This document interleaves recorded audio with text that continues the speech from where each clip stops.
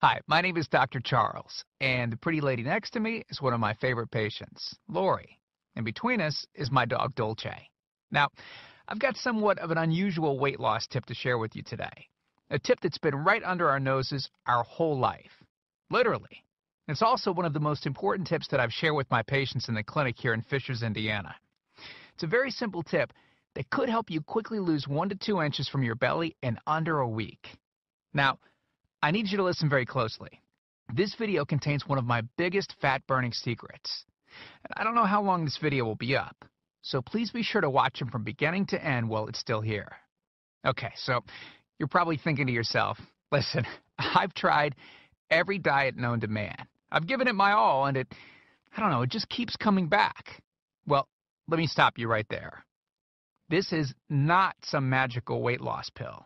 It has nothing to do with that crazy acai berry garbage or any special weight loss drops or any of the other incredibly scammy weight loss gimmicks that we see all over the internet these days. In fact, these tips date all the way back to the 1950s and help explain why the majority of all Americans are now considered obese. And no, it might not be because we eat too many bad foods. I'll show you how you should be able to eat some bad foods and still lose weight. Hey, believe it or not, it's not your fault. But before I get into the specifics, let me quickly tell you a little bit about myself. First of all, I'm a board-certified chiropractic physician, certified wellness practitioner, certified advanced nutritionist, speaker, author, have helped thousands worldwide. One more thing, before we go any further, let me tell you about someone that I'm extremely proud of, a patient of mine named Lori. Now, she was your typical working mom with 3 children to take care of. Yes, I said 3. Lori was my guinea pig at the beginning and helped me create this program. Now, she comes from a very poor line of genetics, obesity, diabetes, heart disease, etc. So I thought if this program worked for her, it might be able to help anyone. This one specific tip that I'm about to share with you helped Lori lose 2 inches from her belly, lose 8 pounds in only 9 days, lose 2 inches from each thigh, lose 3/4 of an inch from each arm, drop 3 dress sizes. At the age of 30, she now wears a smaller dress than she did in high school. Now, I know you're probably skeptical, and I don't blame you. I mean, it sounds like something so dramatic that it must be torn from one of those supermarket tabloids, right? But it isn't. Lori ultimately lost a whopping 90 pounds of fat and dropped 16 dress sizes. 16! Lori went from this, 210 pounds, which, by the way, is the weight that she couldn't get rid of after her last pregnancy, to this, 120 pounds. And she achieved all of this without counting calories, without starving herself, without killing herself at the gym, all while still eating all the foods that she likes, like raspberry cheesecake ice cream, which she absolutely refused to give up. Her friends are jealous, and acquaintances can't believe that she's ever even been pregnant. Listen, when it comes to weight loss, unfortunately, women get the short end of the stick. It's definitely harder for women to lose weight. In fact, women have been hardwired to not lose weight. And no matter how cheesy what I'm about to tell you sounds, it all makes perfect sense if we stop and think about it.